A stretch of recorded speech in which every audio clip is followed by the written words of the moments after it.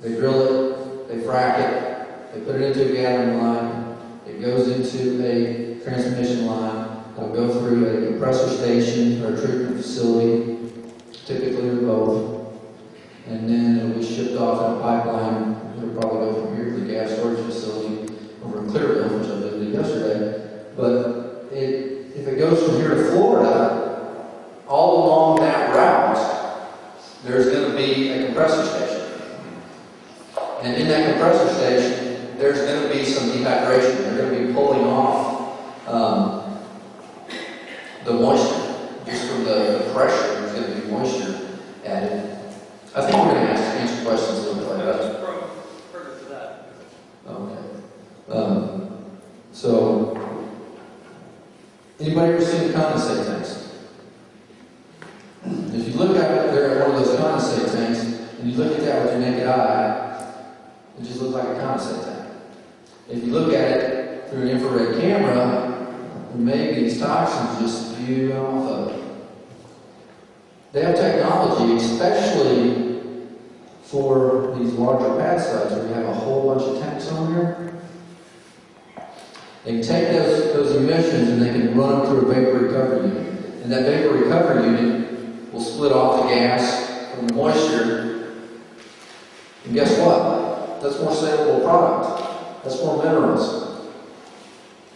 They say that this pays itself off in 3 years. There is the dehydrators that are in dish. Those are glycol dehydrators.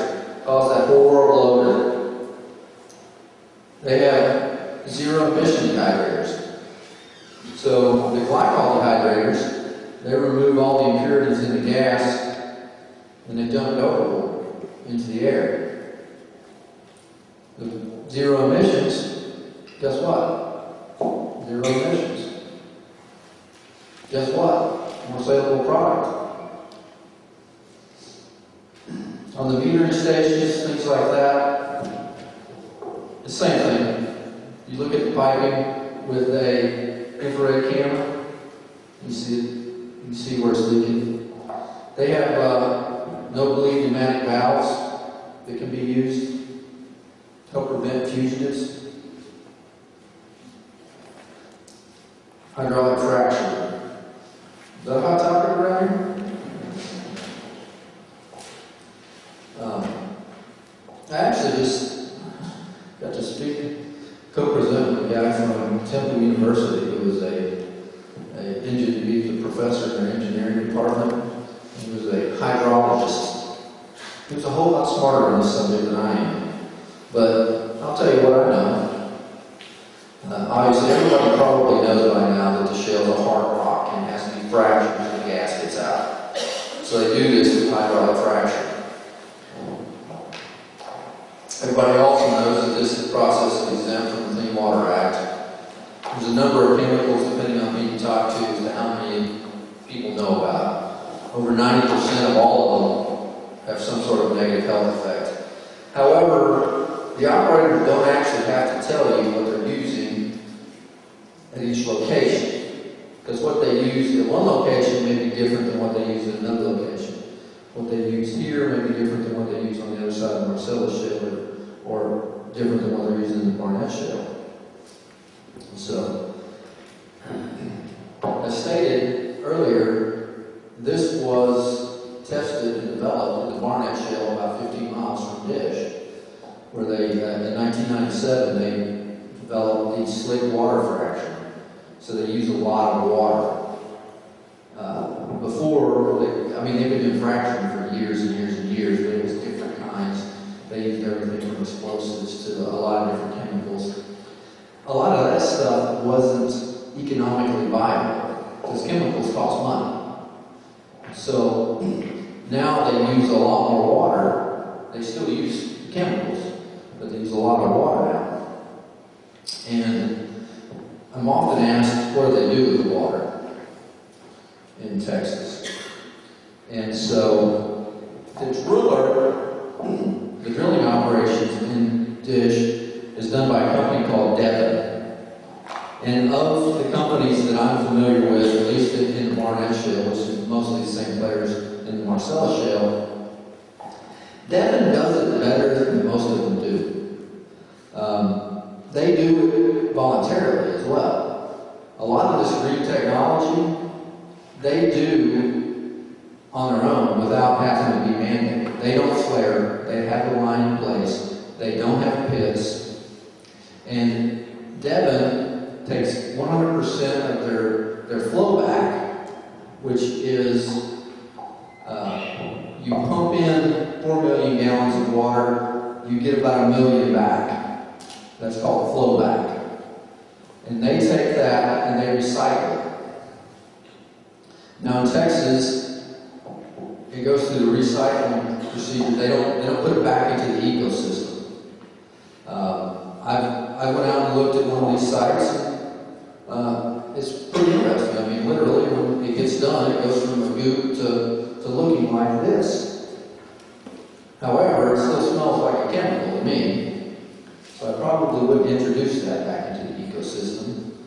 But the good thing about that is that they can use that on the next fracture.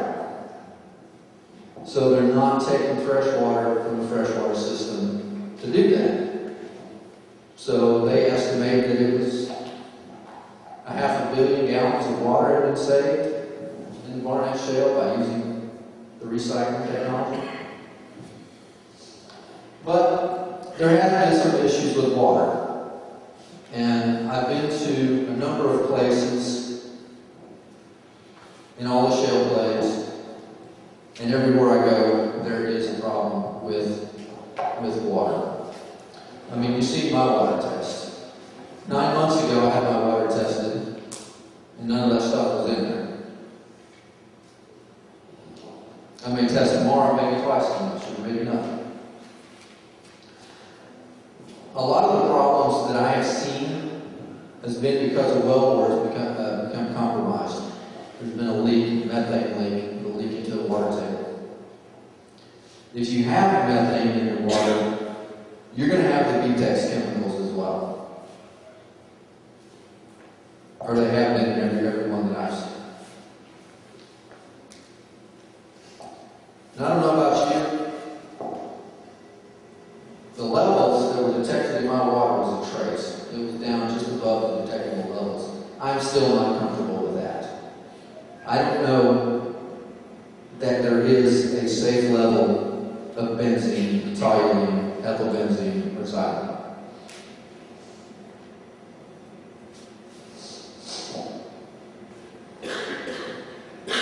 There are 34 states that have gas drilling operations or oil and gas operations. 30 of those states have a severance tax.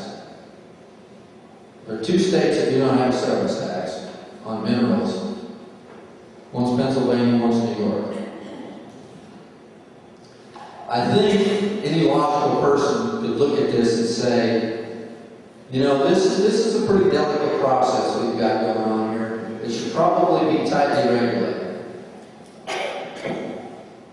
Now, every one of your state officials that I've managed to visit with during this trip has talked about the budget shortfall that they're facing. So if they're facing a budget shortfall, how many more inspectors are they going to hire to come out here and watch this stuff?